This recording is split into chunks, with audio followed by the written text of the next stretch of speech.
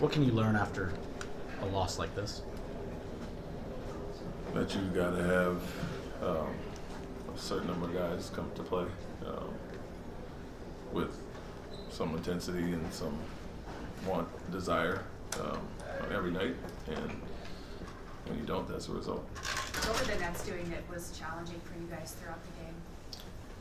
When they played harder right off the top from the start. Obviously, Fred got hurt and they ran the zone, but you can't fall off a cliff because there's no Fred out there.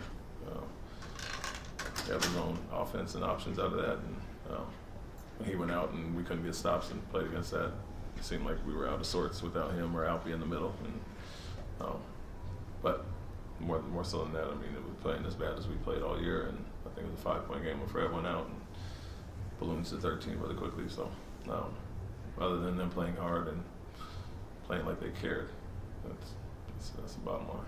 Was it a communication type thing, especially on the defensive end? It's all over the place, on both ends. Right. You've been playing against some of the best teams in the league and like some really high leverage type games.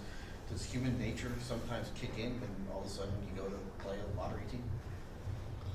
Maybe so, and we try to guard against that and talk about who they still have out there, and the guys are going to try to take advantage of the opportunity. And so talk about that all the time with high level teams and the lower level teams. And bottom line, we're half a year into it now.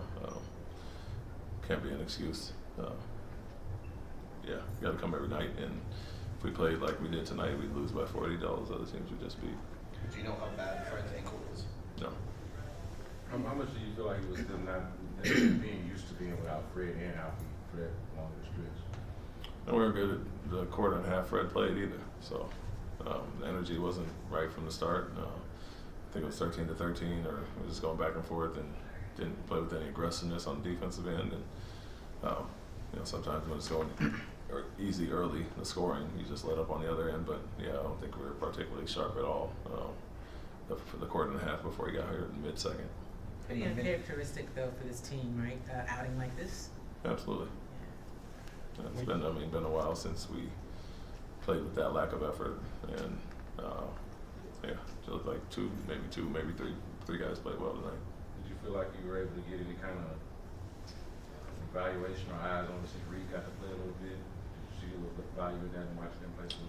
Yeah, it's always good. That's an opportunity at all times. I mean, they are playing some zone, and you don't have a traditional point guard out there to kind of pick it apart. It looks a little stagnant at times, and you're not putting that all on Reed. Defensively, still got to improve because he got blown by a few times too many. Did he look better than the last time that you had seen him get like real meaningful minutes here? Very similar. When you don't have a play like Shane Gill and you're going through those offensive draws, is that when you miss him the most, when you're not able to dump it down to him and him able to draw with double teams? No, I think that's just another luxury we have to have him down there. But like I said, when we don't show up to play, regardless, can't rely on him. The energy and the effort and the ball movement, and pace, and everything was off tonight from the start. So I don't think Alfie was going to be a remedy for that. Thanks, Coach.